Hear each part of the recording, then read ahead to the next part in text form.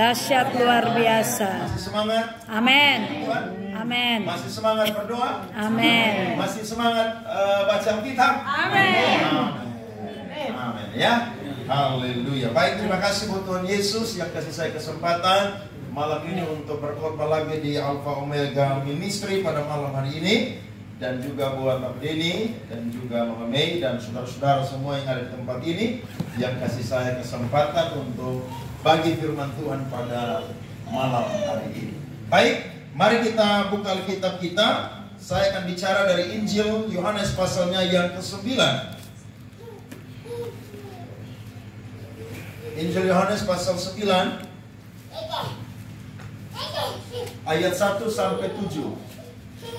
Yang buta sejak lahirnya. Waktu Yesus sedang lewat, ia melihat seorang yang buta sejak lahirnya. Ayat 2, saudara, mulai. Murid-muridnya bertanya kepadanya, Rabi, siapakah yang berbuat dosa? Orang ini sendiri atau orang tuanya, sehingga ia dilahirkan buta? Jawab Yesus, bukan dia dan bukan juga orang tuanya. Tetapi karena pekerjaan-pekerjaan Allah harus dinyatakan di dalam dia. Kita harus mengerjakan pekerjaan Dia yang mengutus aku. Selama masih siang, akan datang malam, di mana tidak ada seorang pun yang dapat bekerja. Amin. Selama aku di dalam dunia, akulah terang dunia. Setelah ia mengatakan semuanya itu, ia meludah ke tanah dan mengaduk ludahnya itu dengan tanah, lalu mengoleskannya pada mata orang buta tadi. Sama-sama dan berkata kepadanya, pergilah, basuhlah dirimu dalam kolam Siloam. Siloam artinya yang diutus. Maka pergilah orang itu. Ia membasuh dirinya, lalu kembali dengan matanya yang sudah merah. Tepuk tangan untuk firman Tuhan ini. Amin, amin, saudara. Firman Tuhan ini, saudara, sebenarnya menceritakan tentang mujizat yang penuh dengan kontroversi. Kenapa? Karena kalau saudara baca di Injil Matius, Markus, Lukas, dan Yohanes, tidak ada perdebatan tentang mujizat yang sepanjang ini. Coba saudara cek aja deh. Dari Matius, Markus, Lukas, Yohanes, rata-rata saudara ayatnya tuh tidak lebih daripada 10 sampai 15 ayat. Tapi kalau saya dan saudara membaca topik ini, maka kita akan menemukan saudara-saudara kurang lebih ada 41 ayat. Sehingga saya berkata tadi bahwa mujizat ini membawa satu kontroversial yang sangat luar biasa. Alkitab berkata bahwa pada zaman perjanjian lama, Allah memakai para hamba-hambanya, yakni nabi-nabinya, untuk bekerja bagi Allah. Sedangkan pada zaman perjanjian baru, Yesus Kristus diutus ke dunia untuk mengerjakan pekerjaan daripada Allah. Mari buka bersama Ibrani pasal 1 ayat 1 sampai 2. Perhatikan firman Tuhan ini. Ibrani pasal 1 ayat 1 sampai 2. Setelah pada zaman dahulu Allah berulang kali dan dalam pelbagai cara berbicara kepada nenek moyang kita dengan perantaraan siapa? Nabi-nabi. Maka pada zaman akhir ini ia telah berbicara kepada kita dengan perantaraan anaknya yang telah ia tetapkan sebagai yang berhak menerima segala yang ada. Oleh dia Allah telah menjadikan alam semesta ini. Saudara perhatikan, ternyata Yesus Kristus adalah penggenapan dari semua yang ada di dalam perjanjian lama. Dia adalah yang sempurna yang hadir di perjanjian lama. Sehingga dia adalah orang yang sungguh-sungguh dipakai untuk mengerjakan tugas daripada Allah. Atau mengerjakan tugas daripada sorga. Sehingga kalau kita baca firman Tuhan tadi, dia berkata bahwa dia adalah terang dunia. Selama dia ada di dunia, maka tugas dia adalah mengerjakan pekerjaan-pekerjaan nyala. Salah satu yang Yesus harus kerjakan adalah saudara-saudara, sebelum dia sampai di Kalvari atau Golgota, maka dia harus melakukan mujizat bagi banyak orang. Saudara baca Alkitab, di situ Tuhan mengajar banyak orang. Sampai-sampai pengajaran Tuhan Yesus itu dipuji-puji oleh orang banyak. Kenapa? Karena dia mengajar tidak sama seperti ahli-ahli Taurat dan orang-orang Farisi. Dia mengajar penuh dengan kuasa dan juga hikmat. Dia pun juga menyembuhkan orang-orang yang sakit apapun. Dia pun juga mentahirkan orang-orang yang sakit kusta. Bahkan juga dia menyembuhkan dan juga membangkitkan orang yang mati. Berarti saya dan saudara jadi orang Kristen tidak boleh anti dengan mujizat. Amin. Sebab mujizat saudara adalah salah satu yang Allah kerjakan sebelum dia itu ada di Kalvari atau di Golgota. Jadi kita ini harus jadi anak-anak Tuhan yang percaya kita, bahkan juga percaya bahwa mujizat itu masih terjadi sampai hari ini. Tetapi apa sih saudara-saudara yang dimaksud dengan mujizat? Ternyata mujizat saudara bertujuan untuk yang namanya membuat hidup saya dan juga membuat hidup banyak orang tuh mengalami Kristus dalam kehidupan mereka. Jadi mujizat terjadi bukan sekedar saya dan saudara mengalami keadaan yang berubah, yakni saya dan saudara yang sakit tiba-tiba jadi sembuh, kemudian saya dan saudara yang mungkin hari-hari ini terpuruk kemudian diangkat oleh Tuhan, kemudian saya dan saudara yang mungkin merasa tidak ada jalan tapi Tuhan buka jalan. Tidak saudara-saudara, saya mau berkata bahwa mujizat Tuhan pakai saudara untuk saya dan saudara bisa mengalami Tuhan, dan banyak orang pun juga bisa mengalami Tuhan. Amin. Dalam pemahaman orang Yahudi, orang yang sakit itu adalah orang yang berdosa. Ini dalam konsep perjanjian lama. Sehingga ketika seorang anak yang kedapatan bahwa dia buta sejak lahirnya, maka di situ saya dan saudara membaca bahwa murid-muridnya bertanya kepadanya, apakah anak ini yang berbuat dosa atau orang tuanya yang berbuat dosa? Saudara bisa perhatikan, manusia selalu menghakimi orang dari keadaan atau situasinya. Makanya kalau ada orang contoh yang tiba-tiba iring Tuhan, tiba-tiba dia sakit, ya, nanti ada yang sama seperti sahabatnya Ayub. Siapa saudara? Elifas, Bildad dan siapa? Sofar. Mereka tuh lebih pintar dari Allah. Seakan-akan lebih pintar dari Allah. Bahkan saudara baca itu berapa banyak pasal saudara, itu mereka itu saudara menghakimi Ayub. Sampai-sampai saudara Ayub membela dirinya. Dia berkata bahwa seandainya Tuhan menguji aku, maka aku akan muncul seperti emas. Wow, mereka saudara memberikan kata-kata yang tidak sama seperti yang Ayub keluarkan kepada Allah. Sehingga kalau saudara baca firman Tuhan Ayub pasal 42, di situ dikatakan bahwa Ayub harus mengampuni sahabat-sahabatnya karena mereka tidak berkata benar kepada Allah. Bagaimana tentang Ayub itu berkata, kebanyakan saya dan saudara menghakimi dari keadaan atau situasi seseorang. Tapi saya dan saudara perlu melihat juga bahwa ternyata Allah yang kita sembah adalah Allah yang bukan sama seperti manusia.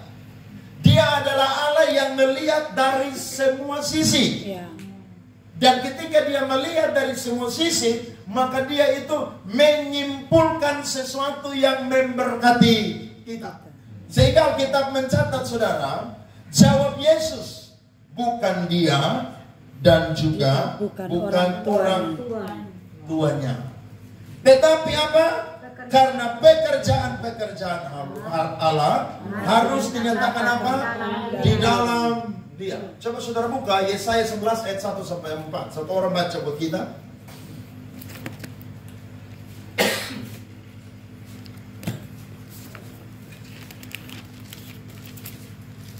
Yesaya 11 ayat 1 sampai 4. Ayat 1 sampai 4.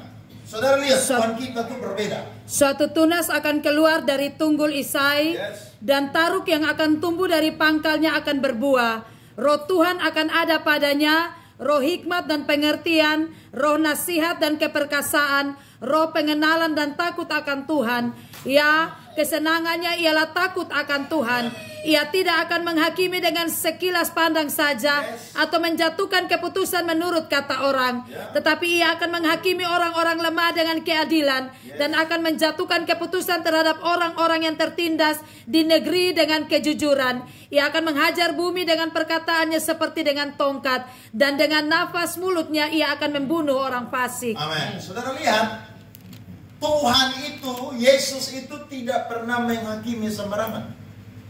Tapi dia memang adalah Allah yang adil, sehingga dia tahu bahwa apa yang terjadi itu bukan dosa daripada anak itu, tapi juga bukan dosa daripada orang tuanya. Tetapi lewat anak itu, pekerjaan Allah akan dinyatakan. Berarti keadaan seseorang itu Tuhan pakai untuk memberkati banyak orang. Keadaan saya dan saudara itu bisa Tuhan pakai untuk memberkati banyak orang. Amin, saudara-saudara. Makanya mulai hari ini saya dan saudara rubah mindset kita. Kalau kita melihat ada orang yang menghadapi tantangan, mungkin keadaannya kurang baik, saya dan saudara tidak boleh cepat-cepat untuk menghakimi. Sebab Allah yang kita sembah dan yang kita layani bukanlah Allah yang cepat untuk menghakimi. Dia sangat adil dalam memberikan sebuah jawaban atau keputusan. Nah, saya coba catat untuk memberkati kita semua. Ada dua tujuan Allah. Dia bekerja sampai hari ini. Bukan cuma teks yang kita baca dalam Yohanes pasal 9 ayat 1 sampai 7 tadi. Tapi sampai malam hari ini pun juga, tanggal 14 Agustus 2024, Allah masih bekerja sampai hari ini. Dan sampai dia datang kedua kali, dia akan masih terus bekerja. Amen. Saya catat ada dua tujuan Allah bekerja sampai hari ini. Yang pertama, saudara-saudara, kalau kita melihat firman Tuhan, maka jawabannya adalah Allah bekerja lewat mujizat hari ini supaya manusia percaya bahwa dia adalah Mesias. Amen. Saudara tahu, orang Yahudi itu menantikan Mesias yang berbeda dengan Yesus, saudara-saudara. Karena bagi orang Yahudi, Mesias itu datang sebagai raja untuk memerintah dan membebaskan mereka dari jajahan orang-orang Romawi. Sementara Yesus datang, saudara, bukan jadi raja, tapi jadi apa? Hamba. Yesus datang bukan memerintah, tapi apa? Melayani. Yesus datang, saudara, bukan dengan atribut-atribut raja yang megah, tapi dia datang sebagai apa? Tukang kayu. Saudara bisa bayangkan, konsep ini membuat orang-orang Yahudi tidak percaya kepada Yesus. Mereka tidak mau percaya. Sekalipun Yesus sudah buat banyak mujizat sebelumnya, tapi mereka itu tidak mau percaya. Nah, jawaban bagi kita malam hari ini, Tuhan masih bekerja sampai malam hari ini karena Tuhan mau supaya orang-orang itu percaya bahwa Dia adalah Mesias. Saya lama sekali tidak live TikTok, saudara, karena saya itu sibuk untuk tes S2 di Malang begitu, di salah satu kampus Injili yang itu tesnya, saudara, ada 5 tahap. Dan saya kan lulus nih kan tahun 2008. Saya mau kuliah 2024. Saudara bisa bayangkan ada jenjang 16 tahun di mana saya itu tidak belajar teologi yang akademisi, yang benar-benar yang teliti dan juga yang konsisten begitu. Jadi saya tes di kampus ini, saudara-saudara, dan tesnya 5 dan saya tidak lulus karena bahasa Inggris tidak bisa. Ya. Waduh, susah sekali bahasa Inggris. Dan kampus ini adalah satu-satunya kampus S2 yang ketika orang masuk melakukan tes. Kampus yang lain cuma bayar biaya pendaftaran, kasih masuk, lu punya latar belakang pendidikan S1, kesaksian pribadi, rekomendasi dari sinode, dan juga teman-teman hamba Tuhan langsung kuliah. Tapi kalau kampus ini, saudara, berbeda. Dan saya ingin sekali masuk kampus ini. Kenapa? Karena kampus ini sangat terkenal dan sangat bagus. Sehingga saudara hampir 2 bulan lebih saudara saya itu tidak live di TikTok. Karena belajar bahasa Inggris, belajar psikologi, belajar biblika, belajar teologi. Waduh, sampai saya kursus bahasa Inggris gila saudara. Tapi memang kalau kita tidak dapat kepintaran itu susahnya minta ampun. Padahal saya dulu sekolah di SMA 3 itu jurusan bahasa saudara. Tapi dulu cuma belajar stand up please dan lain sebagainya. Yes, no. Sekarang baru saya menyasar saudara. Tapi akhirnya saudara, saya semangat kembali dan kemarin saya mulai live kembali untuk bagi firman Tuhan di TikTok, ya. Dan saudara tahu setiap kali saya live ada saja orang-orang yang so tahu tentang Alkitab dan kekristenan. Mereka berkata bahwa Yesus itu cuma utusan, bukan Allah. Mereka selalu pakai Yohanes 17 ayat yang ketiga. Saya mau berkata, dalam konteks Yesus berbicara betul, dia adalah seorang utusan atau seorang yang menjelma menjadi manusia.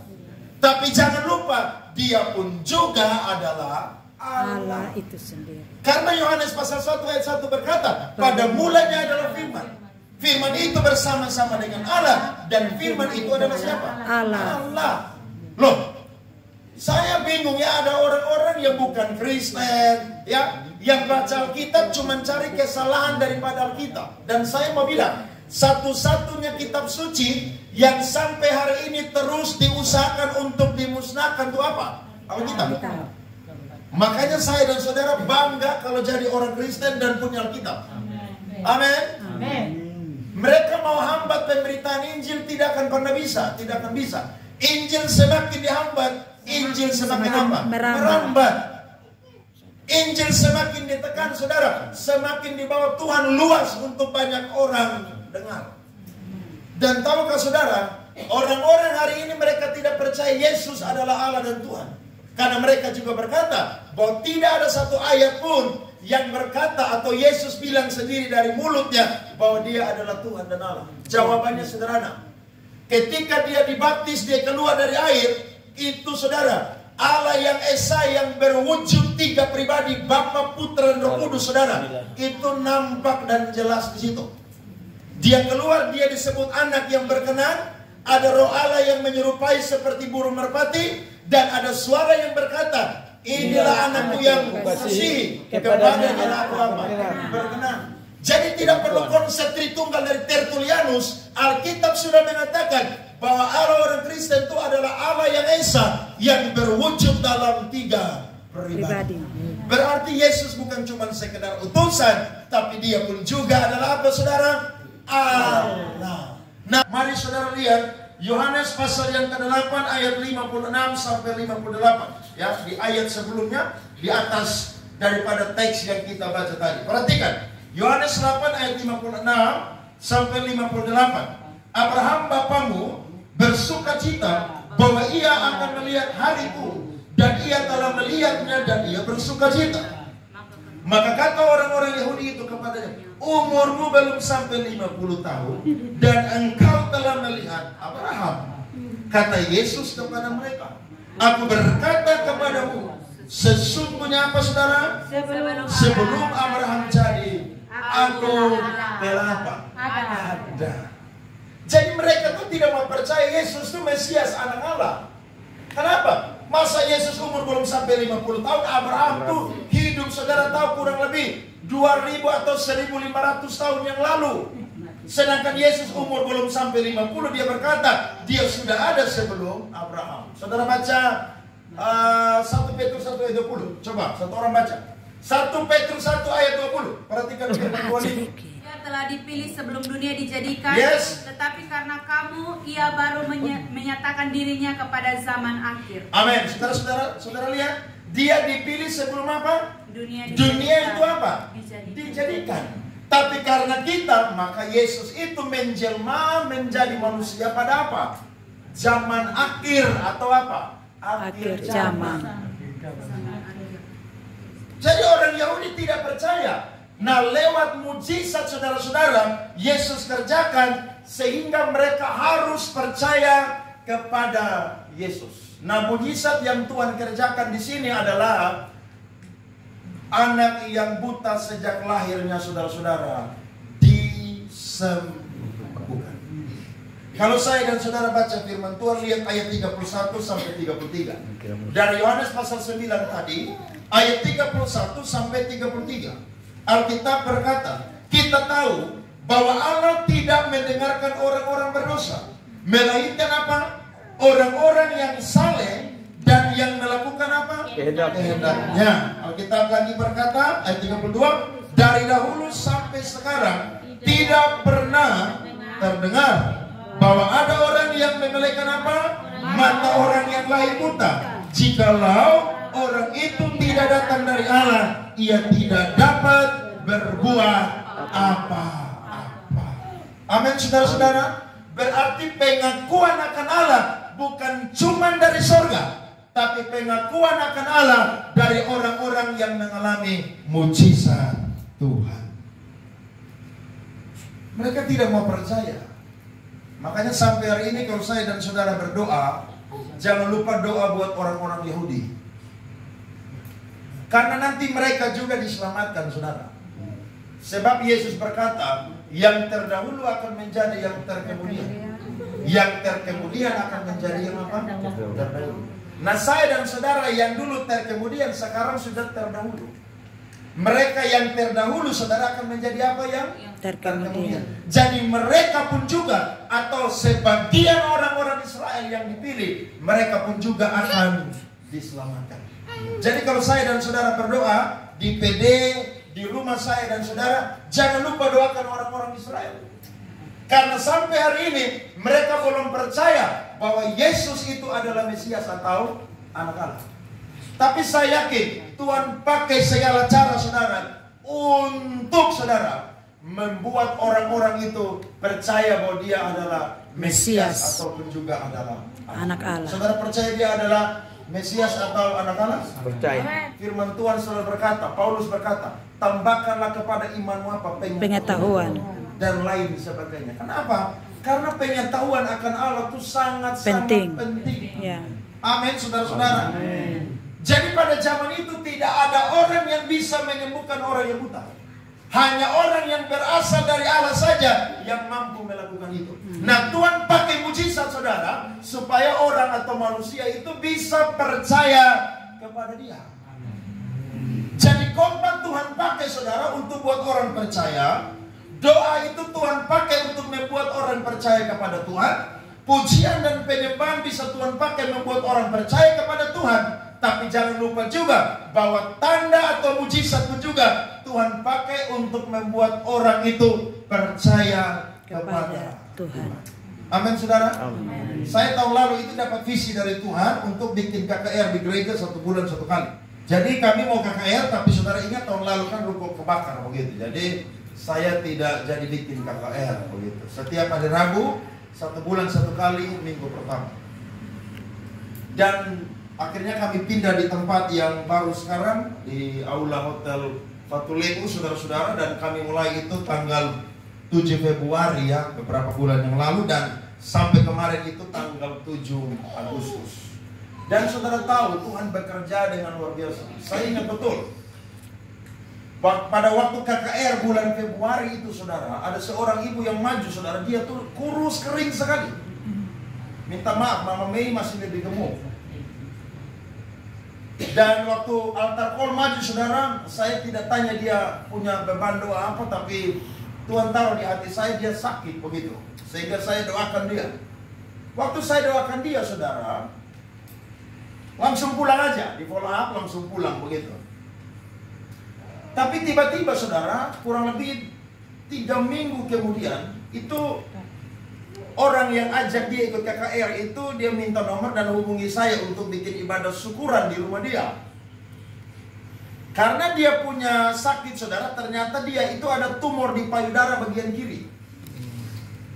Sehingga minta maaf, kurang lebih sudah sekitar berbulan-bulan dia tidak tidur dengan suaminya. Karena dia punya tumor itu, saudara, selalu bernanah dan berbau busuk begitu. Tapi malam itu, saudara, KKR itu Tuhan jamah dia dan dia sembuh. Waktu dia pulang, saudara, sampai besok, sampai lusa, sampai itu 1 minggu, 2 minggu, saudara, dia punya tumor itu, saudara, kering sendiri. Tiba-tiba dia hubungi saya, Pak Andre, tolong ke rumah, saya mau bikin syukuran. Syukuran apa? Saya ini disembuhkan dari tumor payudara di sebelah bagian kiri. Saya kaget, saudara-saudara. Akhirnya saya pergilah dan bikin syukuran di rumah dia di Jalan Berjawa. Dan waktu dia kesaksian itulah, saudara-saudara, baru saya kaget di situ, saudara. Dan tahukah saudara, suaminya adalah orang yang tidak sungguh-sungguh dengan Tuhan. Tapi lewat kesembuhan istrinya, hari itu, saudara, dia duduk di tikar persembahan. Amin. Beri tepuk tangan. Bahkan ada seorang ibu, saudara, di bulan yang kedua KKR, dia itu rindu punya anak, begitu. Jadi saya tanya dia, beban apa? Dia bilang, Pak Pendeta, saya rindu punya anak. Jadi mereka sudah berdoa 7 tahun, saudara, tapi belum dapat anak. Saya doa buat dia, saya bilang, Tuhan Yesus nanti kasih ibu anak, kurang lebih sekitar 2-3 bulan lah. Saudara tahu betul, dia hamil, saudara. Makanya saya mempersiapkan KKR ini 1 bulan 1 kali, saudara. Saya berpuasa itu, saudara tahu, dari 3 minggu sebelumnya saya udah doa puasa tuh. 3 hari doa puasa, 3 hari. Dan saya melihat bahwa firman Tuhan merubah banyak orang. Amin. Bahkan juga saudara tahu, mujizat itu bisa merubah banyak orang. Iya. Dan kemarin kami KKR bulan Juli kemarin, saudara. Itu bulan KKR, saudara. Mujizat masih terjadi. Di mana saya pulang KKR, saudara, ada jemaat anak muda yang istrinya sedang mengandung dan sudah menuju kelahiran, kurang lebih 2 minggu lagi. Mereka pergi cek di dokter Talo di Batu dengan di dokter Ina di Wirasakti. Mereka cek di situ, ternyata anaknya itu ada cairan di kepala dan juga jantungnya itu bocor, saudara-saudara. Dan mereka pergi ke dokter Ina lagi yang ada di Wirasakti, saudara-saudara. Hasilnya sama, laboratorium hasilnya sama. Jadi waktu kami KKR pulang, saudara, saya pergi ke Naoni karena ponakan saya itu ulang tahun yang pertama, jadi harus pergi doakan. Tiba-tiba dia WA masuk, saudara, dalam pakai emotion yang sedih begitu, mohon doa karena 2 hasil dari dokter yang sama itu anaknya itu punya cairan hidrosepalus. Yes, dengan jantungnya bocor. Maka dia bilang, pakai bantu doa. Saya bilang, oke, nanti kita berdoa ya, saya masih acara jadi tidak bisa telepon kamu. Malam, saudara, orang semua sudah pulang dan saya juga tidak pulang karena habis jam 12 malam begitu, jadi nginap di sana. Saya berdoa buat mereka. Waktu saya berdoa, Tuhan bilang begini, besok kamu pergi kepada mereka bawa roti dan anggur perjamuan, kasih mereka perjamuan. Nah, saya belum pernah ketika doa buat orang Tuhan suruh bawa roti dan anggur, ya, belum pernah. Jadi Tuhan tuh kalau bekerja, saudara, tidak pakai satu cara saja. Yeah. Tuhan selalu bekerja pakai banyak cara. Jadi saudara jangan pernah terpaku dengan satu cara media. Tuhan selalu punya banyak cara. Bayangan Petrus karena orang sembuh. Sapu tangan bekas Paulus, orang pakai untuk apa? Menyembuhkan. Dan lain sebagainya. Akhirnya besok saya pergi, saudara, saya perjamuan kudus dengan mereka. Dan ketika saya perjamuan kudus, lewat 3 hari atau 4 hari, mereka pergi coba di rumah sakit yang lain. Dan ketika mereka pergi, saudara-saudara, di rumah sakit Dedari, waktu mereka ada di situ, saudara-saudara, dokter menemukan gejala yang sama. Tapi yang berbeda, saudara-saudara, adalah cairan itu ada tapi tidak berbahaya. Yang kedua, saudara, jantungnya yang bocor, saudara, tiba-tiba sudah tertutup. Jadi Tuhan langsung tambal itu jantung yang bocor, saudara. Langsung disembuhkan. Jadi saya bilang kepada mereka berdua, selama ini saya lihat kalian di gereja ini kurang sungguh-sungguh. Kalian harus sungguh-sungguh dengan Tuhan. Karena Tuhan mau pakai anak kalian yang mengalami sakit ini supaya kalian itu percaya bahwa Dia adalah Tuhan. Amin. Jadi saya bilang kalian dulu pernah melayani, tapi pergi dari dunia pelayanan. Tapi sekarang kembali dan melayani Tuhan. Jadi Tuhan bisa pakai apa? Kesembuhan. Amin. Tapi kesembuhan bukan yang namanya satu-satunya cara, saudara. Banyak cara. Tapi kalau sampai Tuhan pakai kesembuhan, berarti tujuannya juga adalah membuat orang percaya bahwa Dia pun juga adalah Tuhan dan Amin. Cara yang Tuhan pakai yang kedua, saudara, adalah Dia menyembuhkan ini, saudara, pada hari Sabat. Saudara perhatikan ayat 13 sampai 16. Yohanes 9 ayat 13 sampai 16. Lalu mereka membawa orang yang tadinya buta itu kepada orang-orang Farisi. Adapun hari waktu Yesus mengaduk tanah dan apa? Memelekkan mata orang itu adalah apa? Hari Sabat. Bagi orang Yahudi, hari Sabat tidak boleh melakukan apapun. Tapi saya berkata, Yesus adalah Tuhan dari apa? Hari Sabat. Hari Sabat. Berarti Dia ingin melakukan mujizat di hari Sabat supaya orang tahu bahwa Dia itu berasal dari Allah, bahkan Dia pun juga adalah Tuhan dan Allah. Amin, saudara-saudara. Jadi memang konsep orang Yahudi ini harus dibongkar dengan hal-hal seperti begini. Harus dibongkar. Ada orang yang memang tidak mau percaya Tuhan Yesus itu dengan khotbah dia tidak mau percaya. Tapi ketika dia mengalami mujizat, saya percaya dia bisa dibawa Tuhan untuk percaya kepada Tuhan. Jadi Tuhan selalu pakai banyak cara. Tuhan selalu pakai banyak cara. Dan salah satu yang Tuhan pakai adalah kesembuhan yang Tuhan berikan kepada anak yang lahir sejak buta. Buta sejak lahir. Ya, buta sejak lahir. Sampai-sampai perdebatan panjang, saudara-saudara tahu. Perdebatan panjang. Mereka tidak puas, kenapa? Karena tidak mungkin ada orang yang menyembuhkan pada hari Sabat. Tidak mungkin. Padahal hari Sabat itu dibuat, saudara, bukan untuk membuat orang-orang itu kaku, saudara, tapi membuat orang-orang itu mengalami kebaikan dalam hidup mereka. Orang Farisi dan orang ahli-ahli Taurat itu suka selalu cari kesalahan Tuhan Yesus. Yesus selalu bilang, kalau kalian punya seekor domba jatuh dalam lubang pada hari Sabat, kira-kira kalian ambil atau tidak? Ambil. Pada waktu murid-muridnya memetik apa? Gandum. Maka mereka berkata, itu tidak boleh memetik gandum pada hari Sabat. Yesus bilang begini, waktu Daud melarikan diri dari Saul, ya, dia makan roti ya, harusnya. Ya. Tapi karena Daud sudah kelaparan, Ahimelek saudara berikan kepada siapa? Daud. Maksudnya begini, hukum boleh ada, tapi jangan terlalu kaku. Hukum boleh ada, tapi jangan terlalu apa, saudara? Kaku. Boleh ada hukum, tapi ingat, hukum itu tidak membuat orang kaku, tapi hukum itu membuat orang fleksibel. Sama seperti saudara yang beribadah, datang beribadah. Wanita harusnya pakai rok, bukan pakai celana. Tapi supaya buat saudara mungkin bisa lebih lega, ya pakai celana aja. Kan tidak apa-apa. Kan saudara pakai celana katun panjang kan tidak mempengaruhi keselamatan. Betul atau tidak?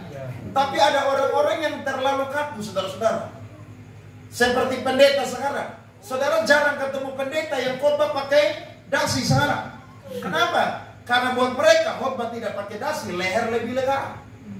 Apakah dengan tidak pakai dasi tidak rohani, saudara-saudara? Oh tidak dong.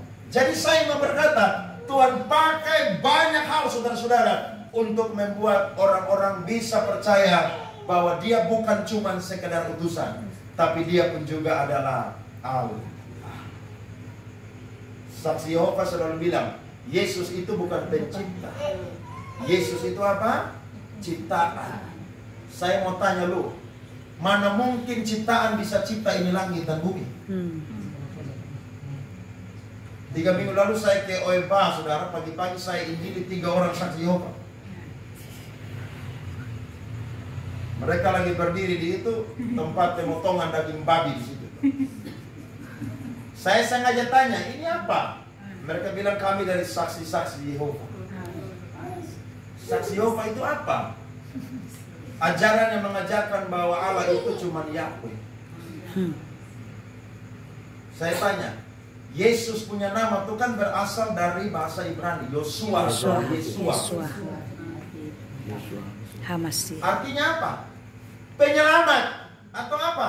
Juru selamat. Saya tanya, Yesus itu pencipta atau ciptaan? Ciptaan. Saya tanya balik, di mana kamu kasih data Alkitab ciptaan bisa menciptakan langit dan bumi dan manusia? Tidak ada. Maka saya tantang, kalau Bapak dengan Nona 2 orang mau, kita bisa diskusi atau debat. Kalau mau. Saya ini sudah ketemu 3 orang saksi Yehova, saya tunggu untuk berdebat sampai hari ini mereka tidak datang ke rumah saya. Ternyata mereka tidak cari pendeta, mereka cari orang awam. Berarti saudara-saudara ini target dari mereka. Karena orang awam itu kan kerja 1 hari 8 jam. Dan kenapa mereka ada di pasar-pasar, saudara?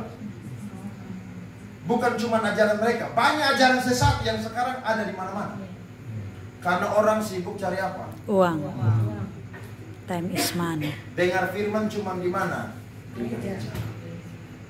Itu pun juga dengar sambil apa? Amin tapi ngantuk-ngantuk. Bukan amin karena diberkati. Tidak heran saudara, mereka sekarang sangat berkembang pesat di. Bahkan baru-baru saya ketemu teman saya, dia punya tante itu majelis di gereja Gemit Shalom. Sekarang sudah pindah ikut saksi Yehova. Jadi saudara dan saya kalau tidak belajar Alkitab, kita ini akan kalah saudara-saudara. Hati-hati. Hati-hati. Jadi ibadah begini penting saudara, kenapa? Karena saling menguatkan satu dengan yang lain. Tapi di setiap hari-hari kita selalu sisihkan waktu 1-2 jam setiap hari untuk belajar Firman. Ikuti contoh jemaat-jemaat yang ada di Berea. Paulus ngomong aja, mereka masih selidiki Alkitab atau selidiki Taurat pada waktu itu. Kira-kira yang Paulus ngomong itu betul benar atau tidak? Ya. Siapa di sini yang sudah sampai bulan Agustus, yang sudah kurang lebih baca Alkitab sekitar 10 kitab sampai 15 kitab? Ada? Ada. Di gereja saya ada program, namanya adalah Brasil. Baca, renungkan Alkitab setiap hari lakukan. Sekarang kami sudah sampai di Yesaya pasal 25 sampai pasal 34. Satu hari cuma baca berapa pasal? 2 pasal. Banyak atau sedikit? Nah, kalau saudara tidak belajar ini buku saudara, saya dan saudara akan menjadi targetnya setan, dan saya dan saudara akan disesatkan. Tuhan pakai banyak cara. Salah satunya adalah apa saudara? Mujizat. Dan tujuan Allah pakai mujizat yang pertama, supaya manusia percaya bahwa dia adalah Mesias atau Allah. Ibrani 2 ayat 8 sampai 9. Perhatikan firman Tuhan ini. Ibrani 2 ayat 8 sampai 9. Segala sesuatu telah engkau taklukkan di bawah kakinya. Sebab dalam menaklukkan segala sesuatu kepadanya, tidak ada sesuatu pun yang ia kecualikan yang tidak takluk kepadanya. Tetapi sekarang ini belum kita lihat bahwa segala sesuatu itu telah ditaklukkan kepadanya. Tetapi dia yang untuk waktu yang singkat dibuat sedikit lebih apa? Rendah daripada apa? Malaikat-malaikat, yaitu Yesus. Kita lihat yang oleh karena penderitaan maut dimahkotai dengan kemuliaan dan hormat, supaya oleh kasih karunia Allah ia mengalami maut bagi apa? Semua manusia. Jadi saya dan saudara, mari percaya bahwa dia adalah Tuhan dan Allah. Amin. Kalau hari ini saudara pun keadaan belum berubah, berarti itu semua tergantung kedaulatan Tuhan. Sampai kalau saya dan saudara tidak mengalami kesembuhan pun juga, berarti Tuhan mau pakai masalahmu ataupun juga musim padang gurunmu atau lembah-lembah kekelaman pun juga bisa menjadi berkat bagi banyak orang. Amin. Tidak selalu saya dan saudara sembuh baru orang percaya kepada Tuhan Yesus. Tapi kalau sampai saya dan saudara mengalami mujizat, berarti itu pun juga salah satu yang Tuhan pakai. Tujuan yang kedua adalah saudara, Allah bekerja lewat mujizat supaya apa? Kita berani bersaksi bahwa Dia adalah Mesias. Jadi Tuhan pakai mujizat saudara supaya saya dan saudara bukan cuman yang namanya berubah keadaan kita yang saya katakan tadi di depan, tapi saya dan saudara pun juga harus berani bersaksi bahwa Dia adalah apa? Mesias. Karena saya bilang tadi di depan, kalau saudara hanya butuh mujizat, maka saya dan saudara tidak akan pernah yang namanya percaya bahwa Dia adalah Tuhan dan Allah. Sebab mujizat bukan cuma sampai di mana saya dan saudara sakit tiba-tiba sembuh. Kalau saudara mau sembuh, saudara pergi ke dokter, pergi ke dukun juga saudara bisa sembuh. Bisa. Tapi ada hal-hal supranatural yang tidak bisa dikerjakan oleh dokter manusia. dan Hanya itu bisa dikerjakan oleh Tuhan Yesus. Nah, Tuhan mau pakai yang namanya kesembuhan anak ini saudara, supaya apa? Supaya dia dan juga orang tuanya itu berani apa? Bersaksi. Tapi kenyataan saudara-saudara, perhatikan Yohanes pasal 9 ayat 18 sampai 22. Perhatikan. Yohanes 9 ayat 18 sampai 22. Tetapi orang-orang Yahudi itu tidak percaya bahwa tadinya ia buta dan baru dapat melihat lagi sampai mereka memanggil orang tuanya. Saudara lihat tuh, penuh kontroversi. Dan bertanya kepada mereka, inikah anakmu yang kamu katakan bahwa ia lahir buta? Kalau begitu bagaimanakah ia sekarang dapat apa? Melihat. Karena bagi mereka ini mustahil. Tidak ada orang yang pernah menyembuhkan orang buta sebelum Yesus ada. Bahkan juga tidak ada orang yang berani menyembuhkan orang pada hari Sabat. Hanya Yesus saja. Sehingga mujizat ini penuh kontroversial. Ayat 20, jawab orang tua itu, yang kami tahu ialah bahwa dia ini anak kami dan bahwa ia lahir apa? Buta. Tetapi bagaimana sekarang dapat melihat, kami tidak tahu. Dan siapa yang memelekan matanya, kami tidak tahu juga. Tanyakanlah kepadanya sendiri, ia sudah apa? Dewasa. Ia dapat berkata-kata untuk apa? Dirinya sendiri. Orang tuanya berkata demikian karena mereka apa? Takut kepada orang-orang Yahudi. Sebab orang-orang Yahudi itu apa? Telah sepakat bahwa setiap orang yang mengaku Dia sebagai Mesias akan apa? Dikucilkan. Padahal tujuan dari mujizat itu supaya orang berani bersaksi tentang Tuhan Yesus. Amin. Tapi ada banyak orang penakut. Dan ingat, Wahyu bilang, daftar orang pertama yang ada di neraka itu penakut. Bukan takut mandi air, saudara. Tapi takut apa? Bersaksi. Hati-hati loh.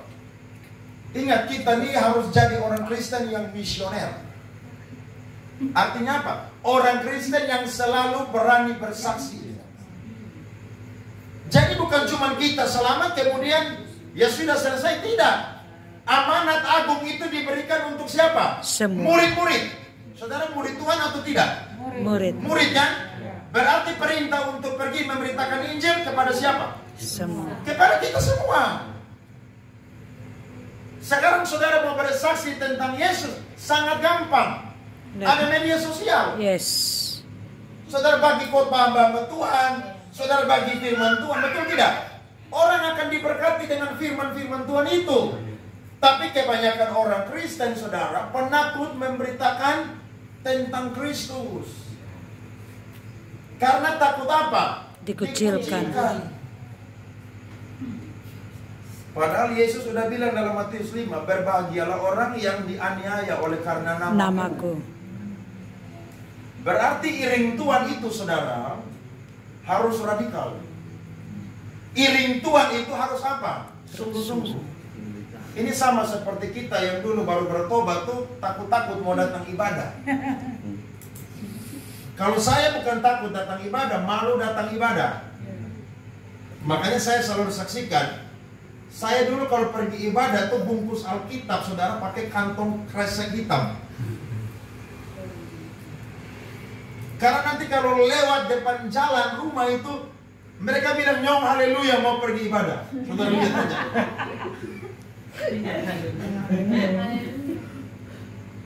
Dan ada banyak orang takut dikucilkan.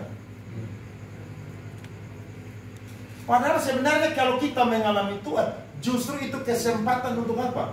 Bersaksi. Amin. Lo emangnya yang tanggung kita pun dosa manusia? Sendiri-sendiri loh. Saudara baca Roma 14 ayat 12 bilang apa di situ? Masing-masing akan mempertanggungjawabkan perbuatannya. Dihakimi sendiri-sendiri.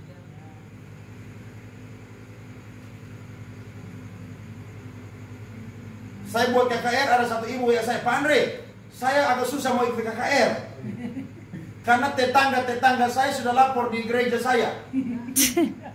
Saya pergi ibadah di gereja karismatik.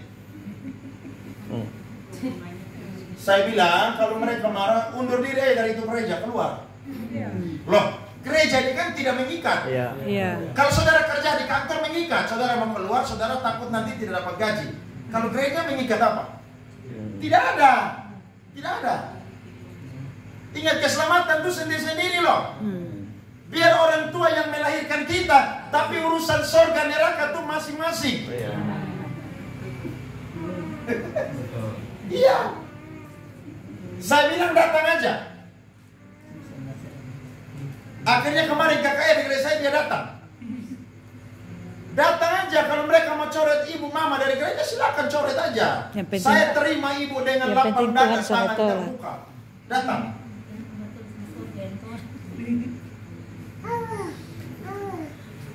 Kebanyakan kita ini takut karena kita ini minoritas. Harusnya jangan takut toh. Jangan takut. Karena Paulus bilang begini. Tetapi kamu dikaruniakan bukan untuk percaya kepada Yesus, tapi untuk ikut menderita. Tetapi juga untuk apa, saudara? Ikut menderita. Nanti baca Filipi 1 ayat 29. Jadi salah satu kasih karunia yang kita dapat itu apa, saudara? Menderita. Menderita bukan karena saudara curi orang punya mangga. Tapi menderita karena saudara apa? Bersaksi hidup cinta Tuhan.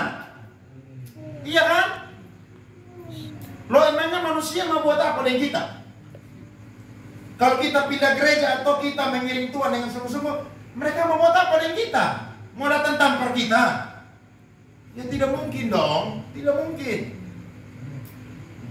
Harusnya orang mengalami mujizat itu, saudara, dia tidak boleh takut dikucilkan. Dia harus berani berkata bahwa Yesus adalah satu-satunya Tuhan dan Allah. Di luar dia tidak ada keselamatan. Saya selalu khotbah di TikTok, di mana saya bilang, saudara yang bantah-bantah khotbah, yang tidak mempercayai Yesus adalah Tuhan dan Allah juru selamat, saudara mati masuk neraka semua. Karena surga tidak butuh amal dan baik. Surga selalu butuh respon dari iman yang mau percaya kepada dia. Mulut yang mau mengaku, hati yang mau percaya bahwa dia adalah Tuhan. Maka hari ini pun juga surga jadi bagiannya. Amin, saudara. Coba saudara perhatikan Kisah Rasul pasal 4 ayat 16 sampai 20. Ini firman sangat-sangat luar biasa. Kisah Rasul pasal 4 ayat 16 sampai 20. Mujizat yang sangat ekstravaganza, kalau saya bilang. Saudara tahu ekstravaganza? Yang sangat meluap dan boros, saudara, sangat luar biasa. Alkitab berkata, dan kita tidak dapat menyangkalnya. Tetapi supaya hal itu jangan makin luas tersiar di antara orang banyak, baiklah kita mengancam dan melarang mereka, supaya mereka jangan berbicara lagi dengan siapapun dalam nama itu. Dan setelah keduanya, yakni Petrus dan Yohanes, disuruh masuk, mereka diperintahkan supaya sama sekali jangan berbicara atau apa? Mengajar lagi dalam nama Yesus. Tetapi Petrus dan Yohanes menjawab mereka, silakan kamu putuskan sendiri, manakah yang benar di hadapan Allah? Taat kepada kamu atau taat kepada Allah? Saya mau tanya saudara, lebih taat kepada Allah atau taat kepada manusia? Allah. Kalau saudara masih taat kepada manusia hanya karena saudara itu menyembunyikan kebenaran, saudara tidak layak disebut sebagai pengikut Kristus. Amin. Lanjut firman Tuhan ayat 20. Sebab persekutuan doa ini jangan takut-takut dikucilkan di lingkungan saudara. Jangan. Ya. Orang mau buat apa dengan saudara, silakan aja.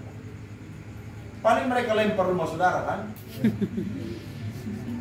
Tapi kalau lempar ya kita lapor polisi, itu tangkap toh. Dulu di samping saya rumah tuh gereja GBI.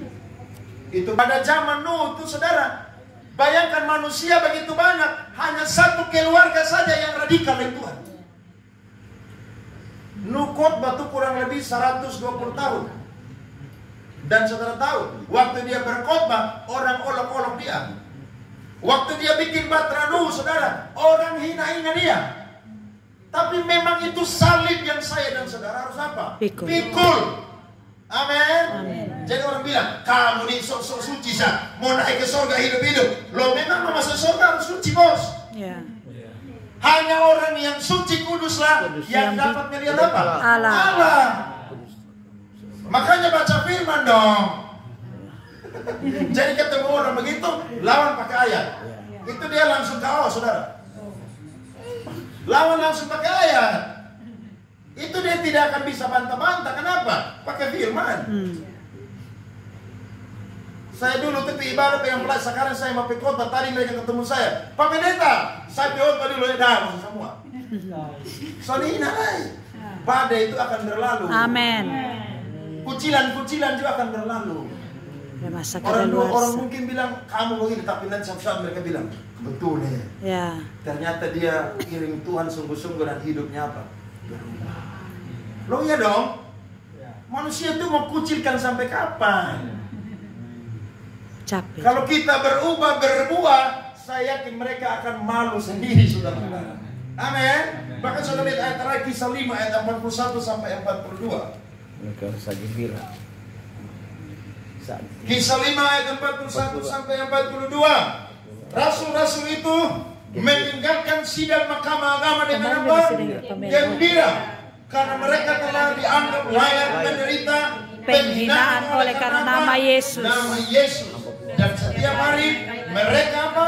Melanjutkan pengajaran mereka di bait Allah. Bilang apa? Berhenti. Dan berhenti ke sana? Tidak. Lanjut, bos.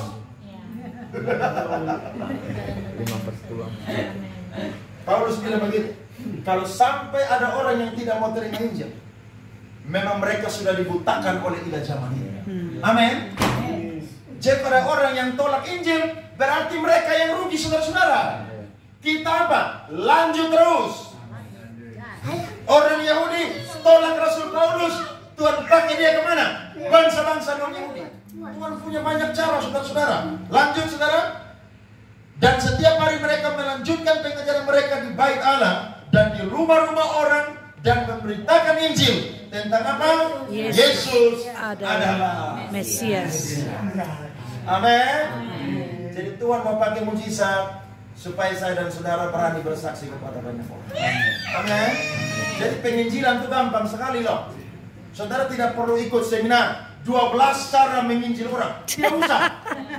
Tidak usah. Bersaksi. Saudara cukup bersaksi. Dulu itu saya sakit. Penyakit saya dokter sudah angkat tangan. Dan apa yang dokter katakan itu kenyataan. Tapi firman Allah itu selalu apa? Kebenaran. Kebenaran selalu lebih tinggi daripada kebenaran. Saya sembuh, Tuhan Yesus yang apa? Orang langsung apa? Bertobat toh? Saudara tidak perlu cari bahasa Ibrani, Yunani dan lain sebagainya. Tapi dengan hidup dan pengalaman saudara dengan Tuhan, orang akan percaya kepada Tuhan Yesus. Amin, saudara. Selamat menjadi saksi-saksinya Tuhan malam ini. Tuhan Yesus memberkati kita semua. Amin. Beri tepuk tangan kepada Tuhan. Mari kita berdoa.